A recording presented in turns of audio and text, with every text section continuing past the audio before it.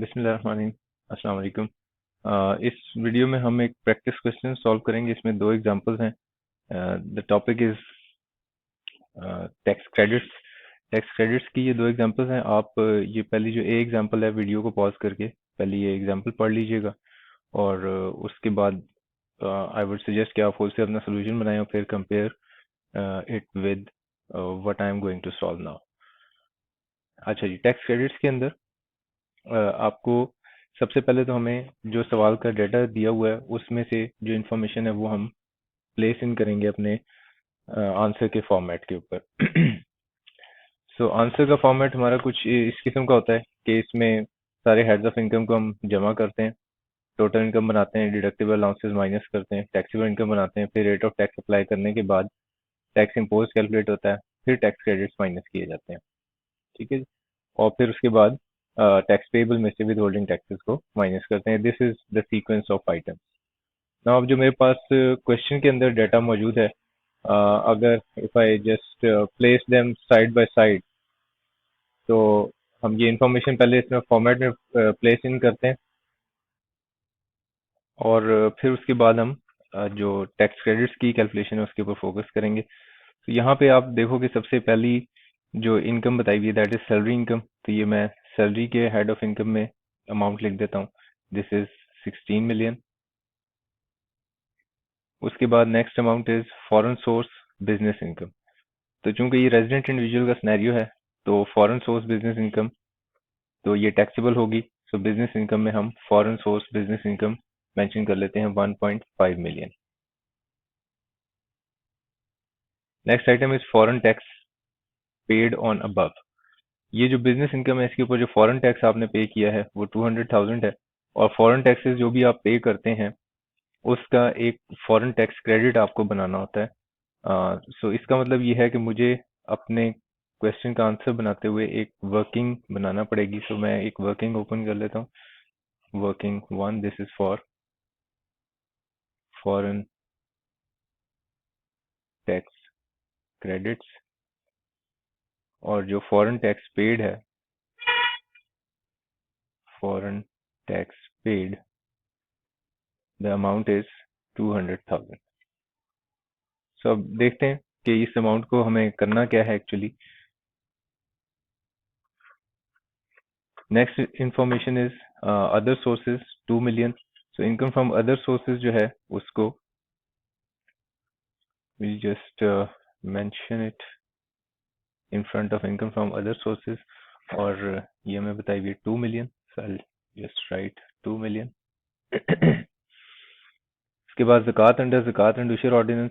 ज़कात अंडर ज़कात एंड उशर ऑर्डिनेंस ये डिडक्टेबल अलाउंसेस का आइटम है और इसके लिए भी प्रेफर्ड ये होता है कि आप जो हर आइटम है उसके लिए अलग वर्किंग बना दें अगर उसमें कोई कैलकुलेशन इन्वॉल्व है। So I will make another working for deductible allowances, and first deductible allowance that is available is zakat। तो जो zakat का जो अमाउंट मुझे दिया हुआ है इस सवाल के अंदर दैट इज 70,000। तो ये 70,000 हम यहाँ पे मेंशन कर लेते हैं। Next information is donation to charitable institutions in cash. So donations के केस में भी ये दो डोनेशंस बताए हुए, donation to charitable institution in cash और donation of furniture to government hospital. So ये दोनों मैं आइटम्स पहले यहाँ पे लिख लेता हूँ क्योंकि इसके ये इसका भी टैक्स क्रेडिट हमें बनाना होता है। So I just mention it here donations. और डोनेशंस के अंदर विल कॉल इट, ये चूंकि फॉरेन टैक्स क्रेडिट की वर्किंग है तो हमें इसकी अलग वर्किंग ही बनानी चाहिए। I will call it working 3। This is for donations. So paid in cash. Cash में जो डोनेशन आपने पे किया है चैरिटेबल इंस्टीट्यूशन को दैट इज 1,10,000। और सेकंड आपने इन काइंड डोनेशन दिया है that is furniture to government hospital 10,50,000। So furniture 10,50,000। Next is markup on house building loan. ये प्रॉफिट ऑन डेट है जो आपने कर्ज लिया हुआ था घर के लिए लोन लिया हुआ था उसके ऊपर आपने मार्कअप अदा किया, सूद अदा किया। टैक्स लॉ जो है मार्कअप्स को प्रॉफिट ऑन डेट का नाम देता है। सो प्रॉफिट ऑन डेट जो है वो 1,90,000 है।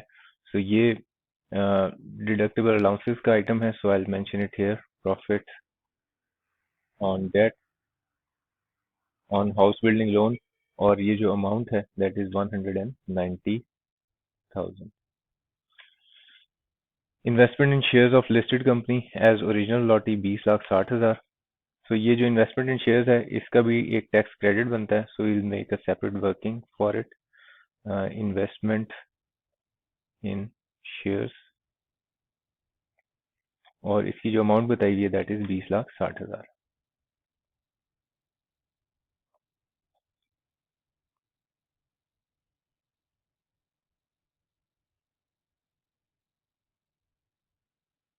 ओके, अब सवाल का जो डाटा था वो मेरे इस वर्किंग्स के ऊपर आ चुका हुआ है, और अब मैंने अपने इस सीक्वेंस को फॉलो करना है। ठीक है, ये जो सीक्वेंस हमने इस क्वेश्चन को सॉल्व करने के लिए बनाया है। तो यहाँ तक मुझे कोई फर्दर जो कोई कैलकुलेशन मुझे रिक्वायर्ड नहीं है यहाँ तक। तो इसलिए हम टोटल इनकम की फिगर जो है वो वर्कआउट कर सकते हैं। सो टोटल इनकम यहाँ पे बना लेते हैं, वो कितना बनता है। सो टोटल इनकम इसको हम टोटल कर लेते हैं जी, 19.5 मिलियन। अब आ जाती है बारी डिडक्टिबल अलाउंसेस की। डिडक्टिबल अलाउंसेस के लिए हमने एक वर्किंग बनाई हुई है, तो हम पहले इस वर्किंग के ऊपर जाते हैं और देखते हैं कि इन चीज़ों को क्या करना है। ये जो ज़कात है दैट इज़ ज़कात पेड अंडर ज़कात एंड उशर ऑर्डिनेंस, और इसके लिए आप जो डिडक्टिबल अलाउंसेस का जो हमने चैप्टर पढ़ा है उसको आप एक दफ़ा देख लेंगे। तो हमारे पास ज़कात जो हम अंडर ज़कात एंड उशर ऑर्डिनेंस पे करते हैं that is allowed as deductible allowance. So ये डिडक्टिबल अलाउंस हमें इसका मिलेगा, तो और ये अमाउंट एज इट इज हमारी जो टोटल इनकम है उसमें से हम इसको माइनस कर लेंगे, इसके ऊपर कोई लिमिट्स नहीं अप्लाई होती। Second is profit on debt. Profit on debt के केस में अगेन आपको थोड़ा सा डिवाइस करना पड़ेगा। सो प्रॉफिट ऑन डेट जो है ये इंडिविजुअल को अलाउड है, और उसने अगर ये लोन लिया है फॉर कंस्ट्रक्शन और एक्विजिशन ऑफ हाउस, अगर कहीं पे भी हाउस बिल्डिंग लोन दिया हुआ है तो आप उसमें डिफॉल्ट एजम्पशन यही लेंगे कि इट इज फॉर कंस्ट्रक्शन और acquisition of house, not for renovation.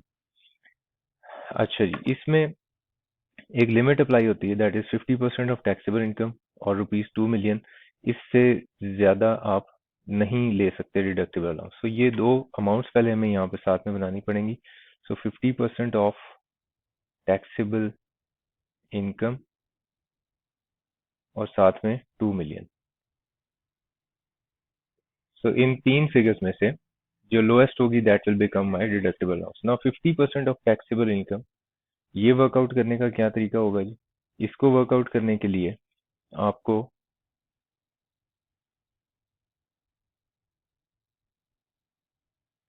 इसको वर्कआउट करने के लिए आपको टैक्सेबल इनकम का 50% लेना है। नाउ टैक्सेबल इनकम अभी हम बना रहे हैं डिडक्टिबल अलाउंसेस, तो टैक्सेबल इनकम बाद में बनता है, डिडक्टिबल अलाउंस पहले है। ठीक है, सो ये हमने पहले भी डिस्कस किया है कि इस मसले को हम हल कैसे करेंगे। इस मसले को हल ऐसे करेंगे कि टोटल इनकम में से आप माइनस करते जाएंगे जो ये सीक्वेंस है, ज़कात, वेलफेयर फंड, पार्टिसिपेशन फंड, और प्रॉफिट ऑन डेट की कैलकुलेशन बनाते हुए जब आपको टैक्सेबल इनकम की जरूरत होगी तो आप टैक्सेबल इनकम कौन सा लेंगे, जो भी इस सीक्वेंस में डिडक्टिबल अलाउंस माइनस करने के बाद बच रहा है।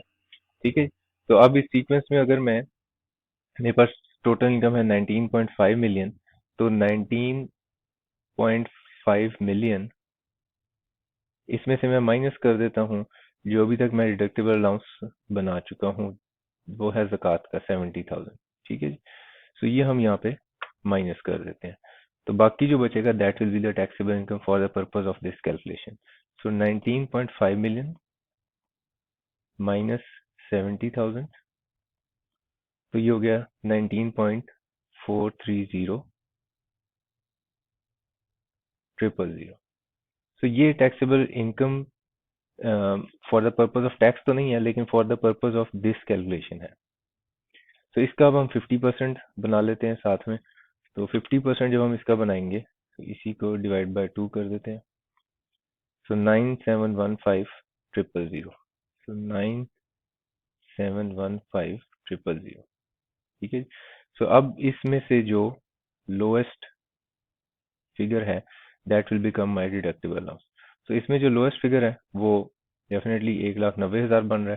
तो 1,90,000 is the deductible allowance for profit on debt. So ये प्रॉफिट ऑन डेट की वर्किंग हमारी फाइनल हो गई। सो अब ये इन दोनों का हम टोटल कर सकते हैं, 70,000 और 1,90,000। सो दिस इज 70,000 जमा 1,90,000, सो इट इज 2,60,000। सो ये 2,60,000 का आपने डिडक्टिबल अलाउंस बना लिया। Working is second. अब इस फिगर को मैं यहाँ पे लिख सकता हूँ। So this is coming from working 2 और 2,60,000, ये मैं माइनस कर देता हूँ। ओके जी, 19,500,000 minus 2,60,000, so it is 19,240,000। So 19,240,000। अब इसके ऊपर हमने रेट्स ऑफ टैक्स अप्लाई करने हैं, लेकिन उसके लिए देखना पड़ेगा कि ये सैलरीड पर्सन है या फिर नॉन सैलरीड है। उसका फैसला कैसे होता है? इस अमाउंट का आप पहले 75% कैलकुलेट करते हैं टैक्सेबल इनकम का। सो इसका 75% बनाते हैं, तो इट इज 14,430,000। और फिर देखते हैं कि क्या मेरी सैलरी इनकम में इससे ज्यादा अमाउंट है। यस, सैलरी इनकम इससे ज्यादा है, तो ये इसका मतलब क्या हुआ कि ये सैलरीड पर्सन कंसिडर होगा। सैलरीड पर्सन कंसिडर होगा, तो फिर अब आपने जो सैलरीड पर्सन के स्लैब रेट्स हैं आपको जो एग्जाम में गिवन होते हैं वो आप रेफर करेंगे। सो ये हमारे पास स्लैब रेट्स आ गए जी। अब हम अपना स्लैब देख लेते हैं कौन सा बनता है। सो इट इज 9th स्लैब के जहाँ पे इनकम जो है वो आपकी 12 मिलियन से ज़्यादा है और 30 मिलियन से कम है। सो डेफिनेटली हम इस वक्त बात करें 19,240,000 की। सो इसके ऊपर टैक्स कैलकुलेशन कैसे होगी वो अब इस स्लैब को रेफर करके पता चलेगा। सो 23,45,000, मैं स्लैब से कैलकुलेशन बना रहा हूँ। 23,45,000 plus 27.5% of amount exceeding 12 million. So हम 23 लाख, आप इसकी अलग से वर्किंग भी बना के डिपिक्ट कर सकते हो। सो 23,45,000 plus 27.5% of amount exceeding 12 million कितनी है? 7,240,000। सो ये करते हैं 7,240,000 इंटू 27.5%,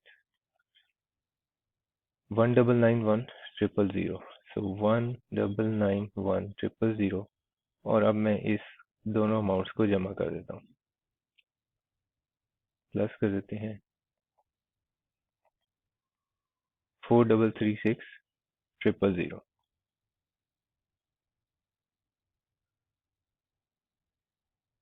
नहीं जी, ये आपका टैक्स इम्पोज बन गया 4,336,000। नेक्स्ट जो हमारी कैलकुलेशन होगी, टैक्स इम्पोज तक हमारा सफ़र कंप्लीट हो गया। अब हम कैलकुलेट करने जा रहे हैं टैक्स क्रेडिट्स। तो टैक्स क्रेडिट्स भी हमने अलग से वर्किंग्स बना रखी हैं। तो एक दफ़ा थोड़ा सा रिवाइज कर लेते हैं कि टैक्स क्रेडिट्स पे हमने क्या चीज़ डिस्कस की है जी।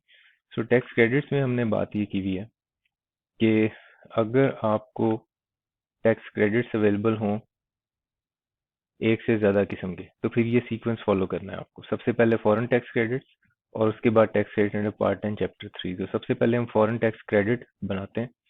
फॉरेन टैक्स क्रेडिट कैलकुलेट करने के लिए आपको फॉरेन टैक्स पेड को कंपेयर करना होता है पाकिस्तान टैक्स पेएबल उसके साथ, और जो लेस अमाउंट होती है वो फॉरेन टैक्स क्रेडिट बन जाती है। ये दोनों अमाउंट्स कैसे आती हैं? फॉरेन टैक्स पेड में अगर कोई विदहोल्डिंग टैक्सेस हैं उसको शामिल किया जाता है। और पाकिस्तान टैक्स कैसे बनता है?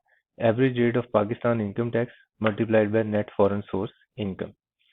तो अब मुझे क्या करना होगा कि जो भी सेकंड जो अमाउंट मैं बनाऊंगा दैट इज पाकिस्तान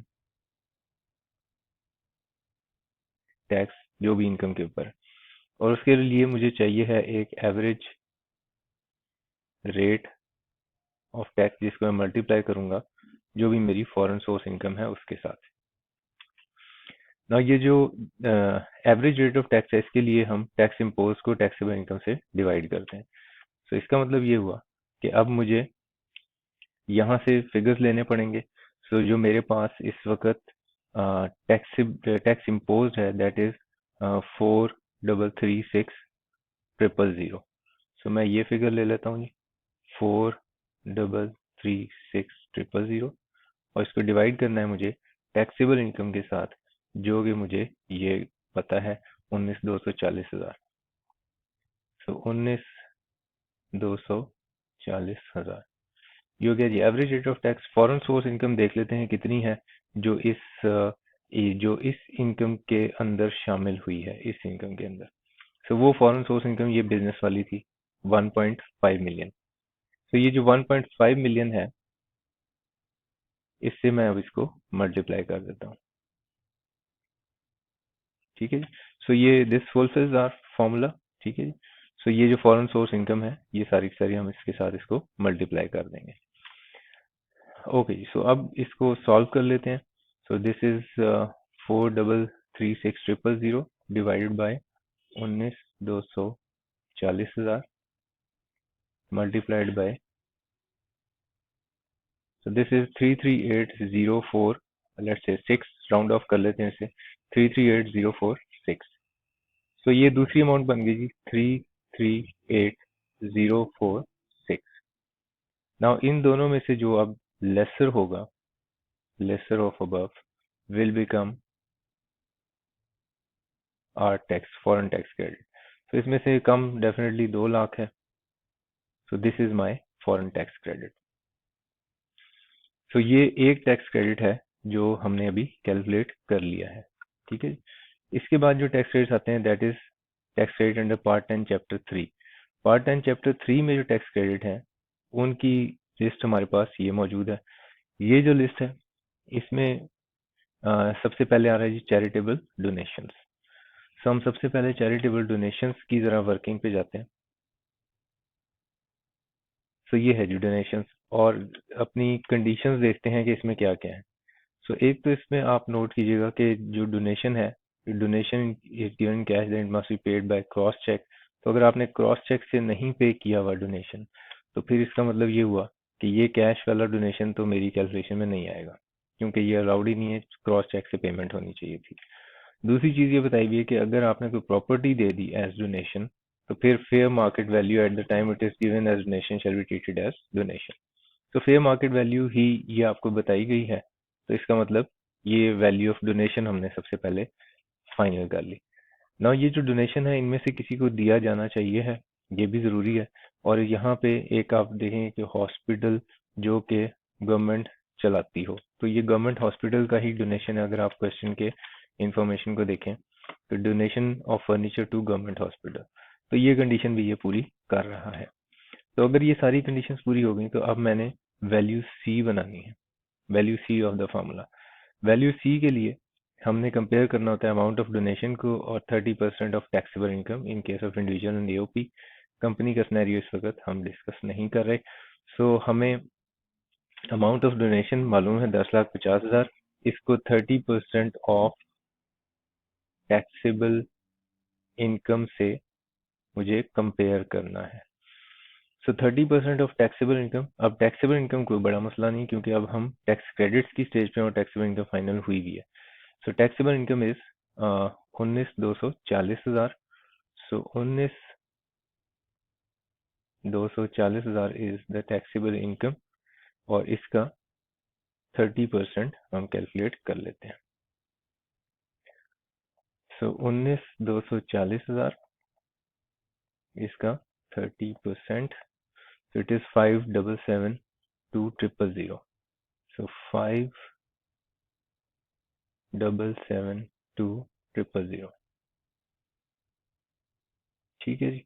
सो अब इन दोनों में से जो वैल्यू कम होगी lesser is equal to value C. तो इनमें से कम कौन सा है जी 10,50,000, ये कम वैल्यू है।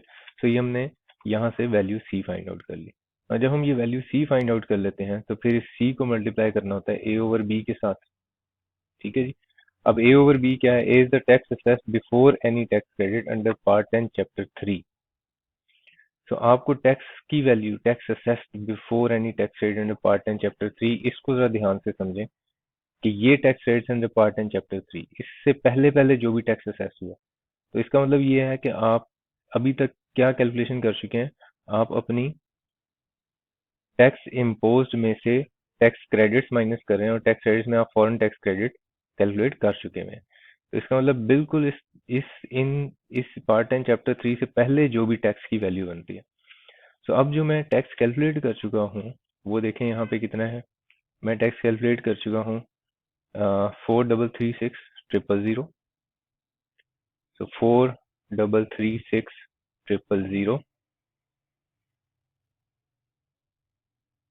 4,336,000, और इसमें से मैं फॉरेन टैक्स क्रेडिट्स माइनस कर दूंगा ताकि मैं पार्ट 10 चैप्टर 3 से पहले वाला टैक्स कैलकुलेट कर लूँ। सो फॉरेन टैक्स क्रेडिट्स जो हमने कैलकुलेट किए थे दैट इज 2 लाख।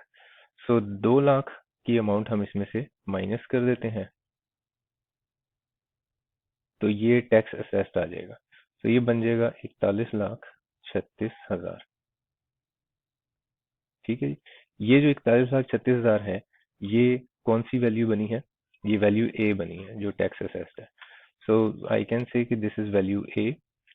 और वैल्यू बी जो है वो क्या है? B is the taxable income. और टैक्सेबल इनकम के बारे में अब हमें कोई मसला नहीं है। Taxable income is 19,240,000। So value B is 19,240,000। ठीक हो गया जी। सो अब कैलकुलेशन इज वेरी सिंपल कि टैक्स क्रेडिट का कैलकुलेशन क्या बनेगा। So let's calculate the tax credit for donations. और वो किस तरह होगा? हमने ए को डिवाइड करना है 4136,000 divided by 19,240,000 multiplied by value C which is 10,50,000। Okay, now let's solve this.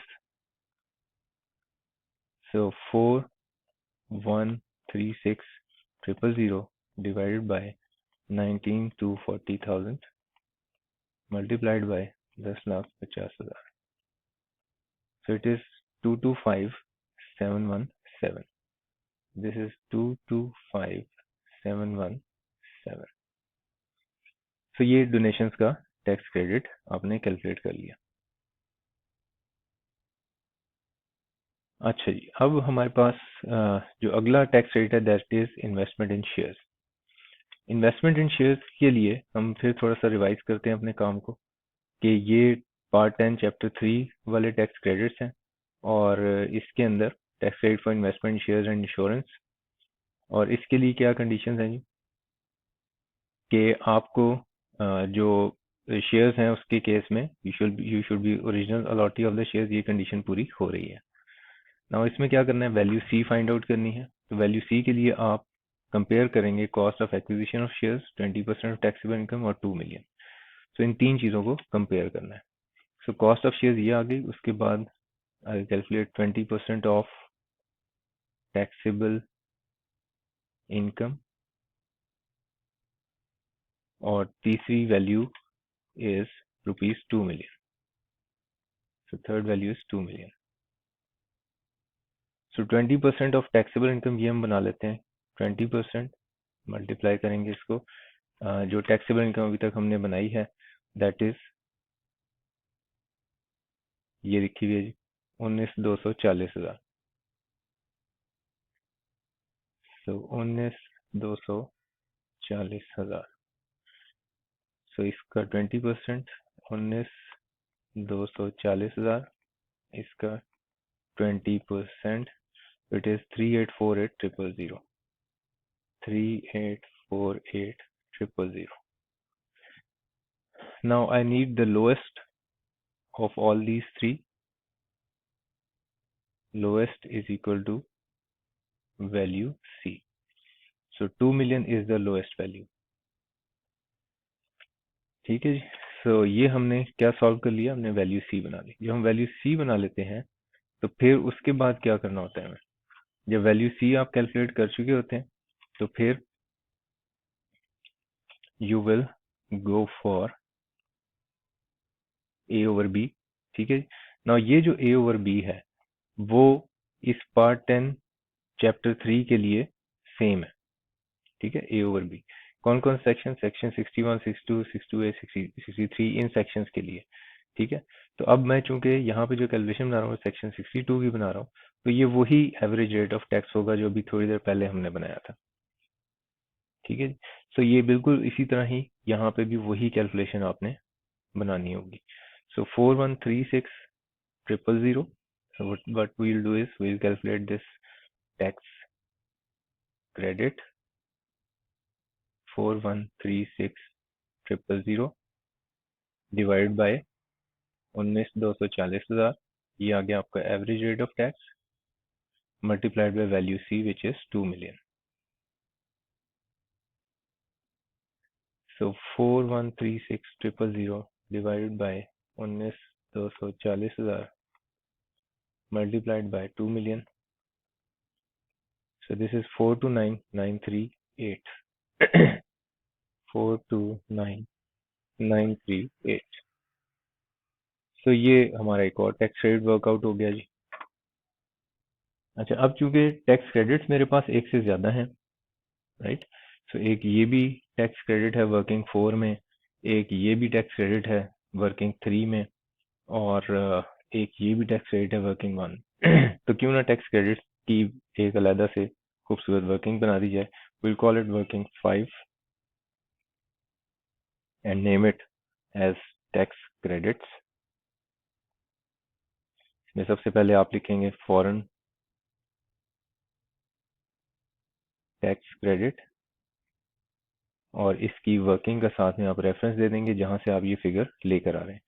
So foreign tax credit is working 1, और यहाँ से आपने 2 लाख का फॉरेन टैक्स क्रेडिट कैलकुलेट किया है। So this is coming from working 1, और 2 लाख रुपए का tax credit. Second tax credit was for donations. Donations का जो टैक्स क्रेडिट है वो आपने बनाया था वर्किंग 3 में, and it is 225717। 225717, this is coming from working 3, and last one is investment in shares, और इन्वेस्टमेंट इन शेयर्स का टैक्स रेट आपने बनाया वर्किंग 4 में 429,938। this is 429,938, this is coming from working 4।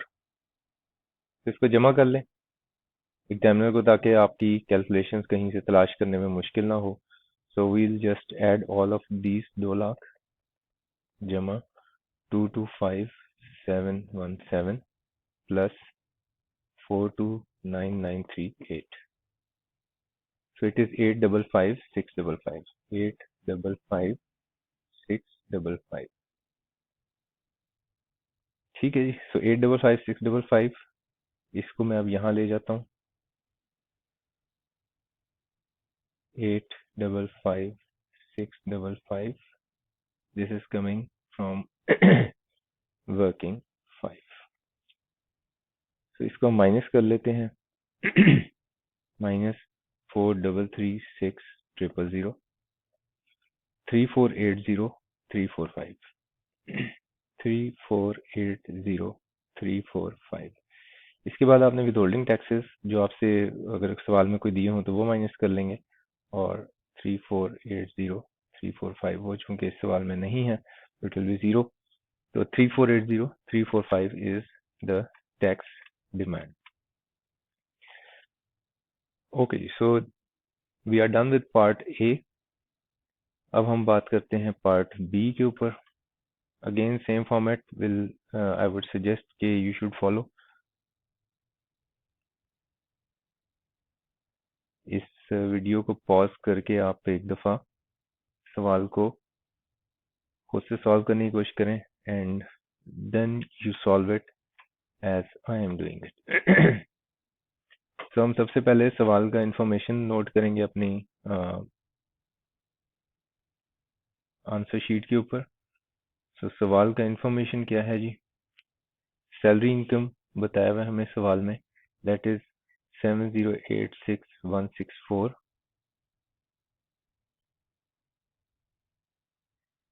ये पहली अमाउंट होगी। दूसरा property income 5,77,000। Third one is business income 1,60,000।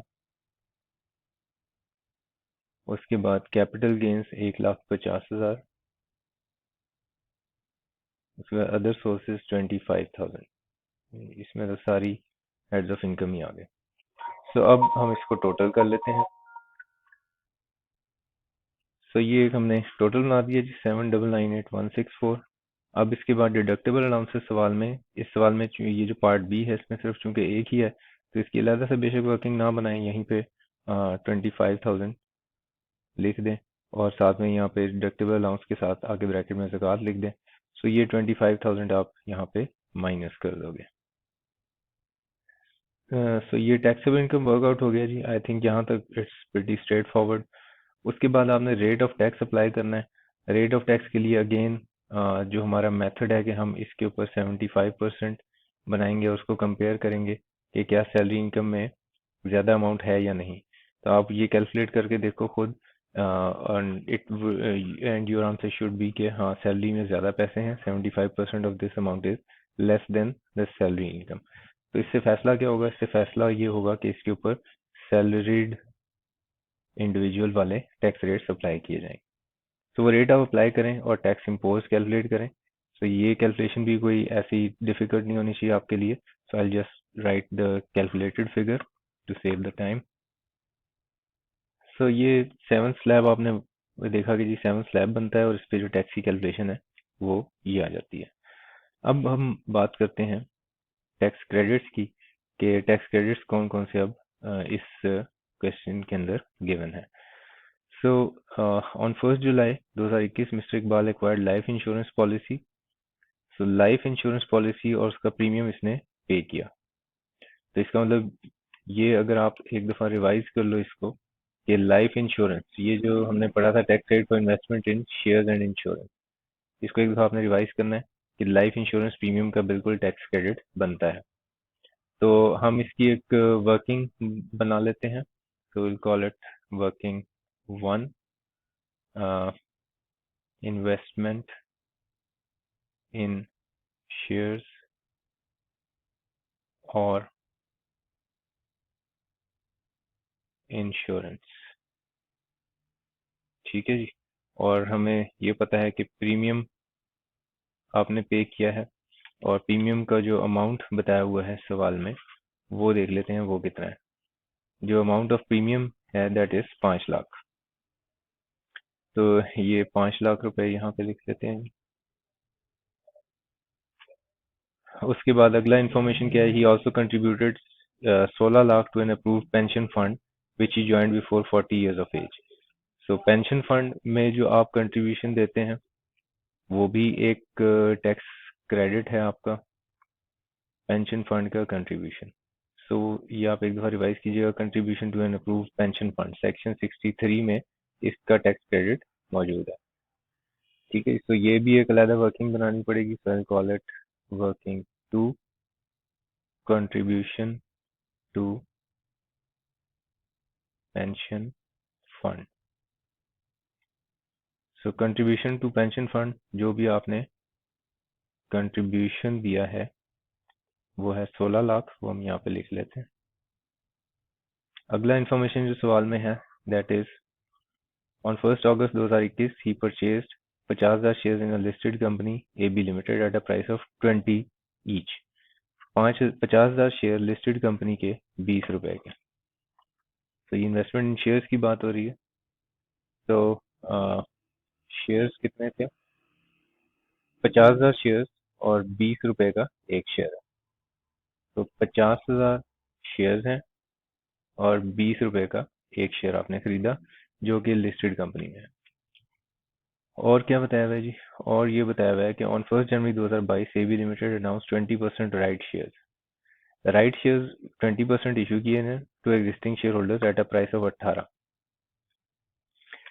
सो 18 रुपए का एक शेयर इसने मजीद खरीदा जो कि राइट शेयर था। राइट शेयर जो है वो 20% है। इसका मतलब जितने शेयर ऑलरेडी थे उसका 20% बनाएंगे आप, और that will be the number of shares जो इसको मिलेंगे। तो 10,000 शेयर इसको मिलेंगे। ठीक है जी। ना अब यहाँ पे एक दफ़ा आपने ये जो investment in shares and insurance है इसको रिवाइज कर लेना है। इसमें हमने कुछ कंडीशंस डिस्कस किए थे कि इन्वेस्टमेंट शेयर्स में इन्वेस्टमेंट के लिए ज़रूरी क्या है। Only new shares of listed company and person is original लॉटी of shares, कि पहली दफ़ा जो शेयर इशू हुआ हो सिर्फ उसी के लिए टैक्स क्रेडिट मिलता है ना। यहाँ पे ये वाले जो शेयर थे जिसको हमने कहा कि ये पहले से इसने एक लिस्टेड कंपनी के शेयर खरीदे हुए हैं, ये तो इसने मार्केट से खरीदे हैं। अनटिल अनलेस के सवाल आपको बताए कि आप ओरिजिनल लॉटी हैं, तो जब तक ये इन्फॉर्मेशन ना हो तो इसका मतलब ये जो आपने शेयर खरीदे हैं ये ओरिजिनल लॉटी के तौर पर नहीं खरीदे, तो स्टॉक मार्केट से जाके आपने खरीद लिए हैं, तो उस केस में आप ओरिजिनल लॉटी नहीं होते। हाँ अलबत्ता ये जो शेयर हैं ये राइट शेयर्स हैं, ये पहली दफ़ा मार्केट में इशू हो रहे हैं और ये पहली दफ़ा आपके पास ही आ रहे हैं। तो इसका मतलब यहाँ से अब आपने ये चीज़ समझनी है कि ये वाली इन्वेस्टमेंट जो है इस टैक्स क्रेडिट के लिए क्वालिफाई नहीं करती, ये वाली इन्वेस्टमेंट करती है। रीज़न क्या है कि यहाँ पे आप ओरिजिनल ओरिजिनल अलॉटी हो और यहाँ पे आप ओरिजिनल अलॉटी नहीं हो, क्योंकि ओरिजिनल अलॉटी लिस्टेड कंपनी के शेयर्स में आप दो ही सूरतों में हो सकते हैं। नंबर वन ये कि आप ने इनिशियल पब्लिक ऑफर यानी जब पहली दफ़ा शेयर मार्केट में लॉन्च हुआ था तब खरीदा हो, और दूसरी सूरत ये है कि आपने फिर राइट शेयर्स खरीदे हो। ठीक है जी। तो मैंने अगर इनिशियल पब्लिक ऑफर में शेयर खरीदे हैं तो वो मैं ओरिजिनल लॉट ही हूँगा। फिर आगे जितने भी लोग मुझसे खरीदेंगे, मिस्टर बी ने खरीदा, बी से सी ने, सी से डी ने, ये अब इनमें से कोई भी ओरिजिनल लॉट ही नहीं है। लेकिन अगर सी के पास शेयर्स हैं और उसने राइट शेयर्स खरीदे हैं तो राइट शेयर्स के केस में वो ओरिजिनल लॉट ही होगा। तो अब इसका मतलब जो इन्वेस्टमेंट है इन शेयर्स, इन्वेस्टमेंट इन शेयर्स जो क्वालिफाई करती है फॉर दिस टैक्स क्रेडिट वो सिर्फ ये वाली है। तो ये बन जाएगा 18 को मल्टीप्लाई कर देते हैं 180,000। सो ये इन्वेस्टमेंट आ गई शेयर्स के अंदर। अब यहाँ पे चूंकि आपके पास चॉइस होती है तो इसमें यानी cost of acquisition of shares या फिर इंश्योरेंस प्रीमियम, इन इन सब ये जितने आइटम यहाँ लिखे हैं इसमें से कोई सा भी आप ले सकते हैं। तो इसके केस में लेसर ऑफ नहीं बताया, लेसर ऑफ बताया इन तीन के केस में। तो इनके केस में आपके पास ओपन चॉइस मौजूद है, तो इसलिए आप हाईएस्ट वैल्यू लेंगे। ठीक है। सो यहाँ पे हम हाईएस्ट वैल्यू लेंगे, क्योंकि और है इन सब के अंदर। अगर आप देखो इसके अंदर ये और है, एंड नहीं है, तो जमा नहीं करना है इसको, और लेसर वैल्यू भी नहीं लेनी, highest value. So highest value is 5 lakh. तो इसका मतलब ये क्वालिफाई, ये अमाउंट होगी जिस जो आपकी बनेगी। सो दिस इज द वैल्यू 1 जो भी मैंने कैलकुलेट किया। इसको कंपेयर करना है दो और वैल्यू से, 20% of taxable income of 2 million से। तो हम इसको अब कंपेयर करेंगे 20% ऑफ टैक्सेबल इनकम, और तीसरी वैल्यू है 2 million. So 20% of taxable income आप देखो 7,973,164 इंटू 20%, 15,94,633। सो 15,94,633। सो अब इन तीनों में से ये सेकंड वैल्यू आ गई, ये थर्ड वैल्यू आ गई। सो ये अब ये जो तीन वैल्यूज हैं इसमें से आपने जो लेसर वैल्यू होगी that will become your value C. सब वैल्यू सी बनाते हैं जो इसमें से लोएस्ट होगी, lowest is equal to value C. So इसमें जो लोएस्ट वैल्यू है इसके अंदर that is 5 lakh. So value C बन गई। अब हमने क्या करना है, अब आगे आपको पता है कि हमने टैक्स क्रेडिट कैलकुलेट कैसे करना होता है, A/B मल्टीप्लाइड बाय C, और A हमारा जो टैक्स इम्पोज्ड होगा। यहाँ पे फॉरेन टैक्स क्रेडिट नहीं है सवाल में। सो टैक्स इम्पोज्ड है 1338962 1338962 divided by B's taxable income, which is 7973164 multiplied by value C, which is 5 lakh. So calculate कर लीजिए इसको।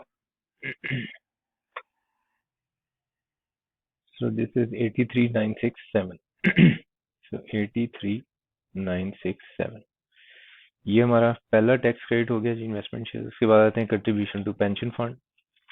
पेंशन फंड कंट्रीब्यूशंस को भी एक दफा रिवाइज कर लेते हैं कि यहाँ पे क्या कहानी चल रही थी जी। यहाँ पे कहानी ये चल रही थी कि आपको contribution to approve pension fund इसको कंपेयर करना है 20% ऑफ टैक्सेबल इनकम के साथ। तो साथ में कंपेयर करना होगा 20% ऑफ टैक्सेबल इनकम। आगे ये बताया हुआ है कि additional 2% for each year above 40 years of age, अगर वो ये सारी कंडीशंस पूरी करता हो कि additional 2% for above 40 years of age. Now अब यहाँ पे सवाल में देखते हैं कि इसकी एज 45 ईयर्स है, तो हर एक साल जो 40 साल से ऊपर है, 40 साल से कितने साल ऊपर है? 5 साल। तो हर एक साल 1 2 3 4 5 हर साल का 2% 2% 2% 2% 2%, तो ये 10% हो गया। तो यानी मजीद 10% ऑफ टैक्सेबल इनकम ये भी आएगा अगर ये कंडीशन सारी पूरी कर दे। कंडीशंस क्या है? Joint pension fund after 1/7/2006, question is silent. हम एजम्पशन लेंगे कि हाँ ज्वाइन किया है। Joint pension fund at 41 years और अबव, तो इसमें देखें सवाल में इसने बताया हुआ है कि he join fund before 40 years of age, तो 40 ईयर्स ऑफ एज से पहले उसने ज्वाइन किया है। So joint pension fund at 41 years और अबव, 41 साल उसके बाद ज्वाइन किया, तो इसका मतलब ये 40 ईयर्स से पहले ज्वाइन किया, तो इसका मतलब ये एक डिस्क्वालिफिकेशन होगी। तो अगर ये डिस्क्वालिफिकेशन होगी तो ये 2% तो हम ऐड नहीं कर सकते, ठीक है जी। उसके बाद एडिशनल 2% विल बी अलाउड। सो अगर ये इनमें से कोई एक भी डिस्क्वालिफिकेशन आ जाती है, स्पेसिफिकली मेंशन है सवाल में, तो इसका मतलब ये हुआ कि मैं ये एडिशनल 2% नहीं लूंगा। इसके अलावा क्या बताया है? Total additional 2% is allowed up to 30/6/2019। 30/6/2019 के बाद तो ये एडिशनल 2% अलाउड भी नहीं है। अब हम टैक्स ईयर 2022 में है, तो ये भी एक वजह है कि हम 2% नहीं लेंगे, ठीक है। उसके बाद total contribution after addition of 2% shall not exceed 50% of taxable income of preceding tax year. पिछले साल की, यानी ये जो 20% प्लस जो भी ऐड करना था वो ज्यादा नहीं होना चाहिए 50% ऑफ टैक्सेबल इनकम। लेकिन वो टैक्सेबल इनकम कब की होगी? टैक्स ईयर पिछले साल की, 2021 की। और देखें क्या लिखा हुआ है? Above 20% and additional 2% combined shall not exceed 30% of taxable income of preceding tax year। एक और लिमिट भी दी हुई है कि 30% of taxable income of tax year 2021। सो ये 30% की लिमिट होते हुए इसको तो कैलकुलेट करने की जरूरत ही नहीं है, क्योंकि ये जाहिर सी बात है ज्यादा फिगर बनेगी, और हमने वैल्यू सी चूंकि बनानी है और value C is lesser of होगी, तो जाहिर सी बात है ये वैल्यू लेस बनेगी 50% वाली वैल्यू से, तो इसको भी कैलकुलेट करने का कोई फायदा नहीं। Now we are left over with this and this. So 20% of taxable income work out करते हैं। टैक्सेबल इनकम हमारे पास कितनी है? 7973164। तो 7973164 इसका 20%, और 30% of taxable income of last year, वो आपको सवाल में जो है वो इंफॉर्मेशन दी हुई है। During tax year 2021 taxable income was 3 million. So 3 million है इसकी पिछले साल की टैक्सेबल इनकम। सो 3 मिलियन इसका 30%, ठीक है। तो अब ये जरा हम फिगर्स बना लेते हैं। 7973 164 into 20%. 1594633, ये आ गया जी 1594633। और 30% of taxable income 3 million into 30%, तो 9 लाख। तो अब मैंने इन तीनों में से जो लेसर है उसको बनाना है value C. So lesser is equal to value C. So value इनमें सबसे कम कौन सी है जी? 9 लाख। तो ये मेरी वैल्यू सी बन गई। ओके, सो वैल्यू सी जब हमने वर्कआउट कर ली तो will go back and will apply this formula. C को मल्टीप्लाई कर देंगे ए ओवर बी से।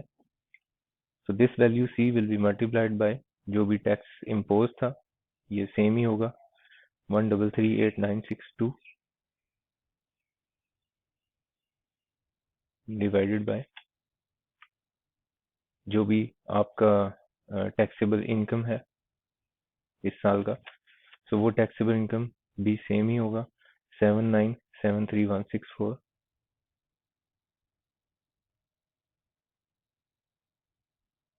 तो ये टैक्स क्रेडिट आ जाएगा जी।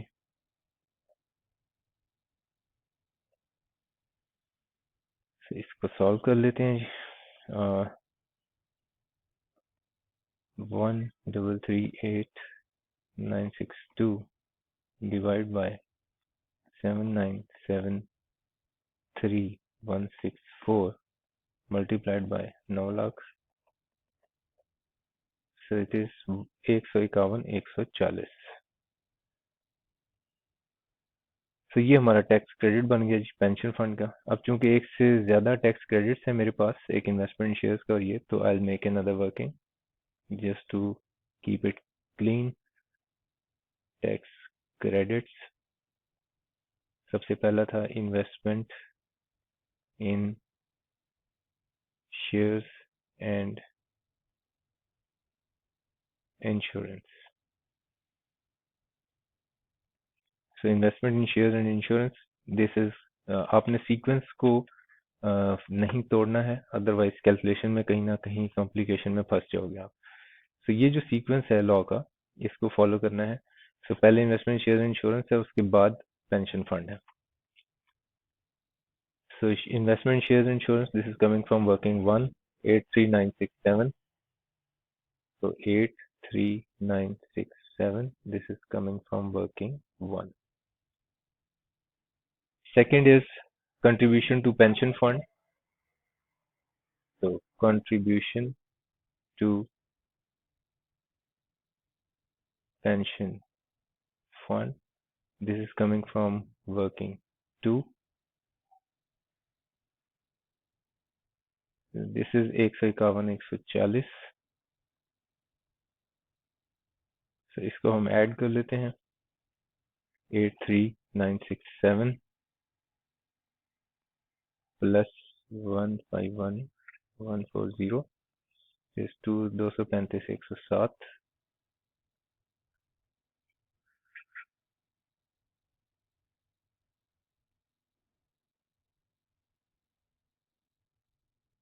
This is coming from working 3। इसको माइनस कर लो आप अपने टैक्स में से 1338962 माइनस 35,107 1103855।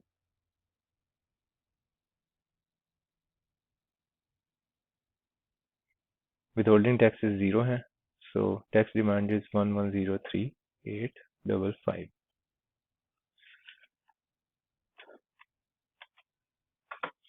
ओके जी, so this was about it.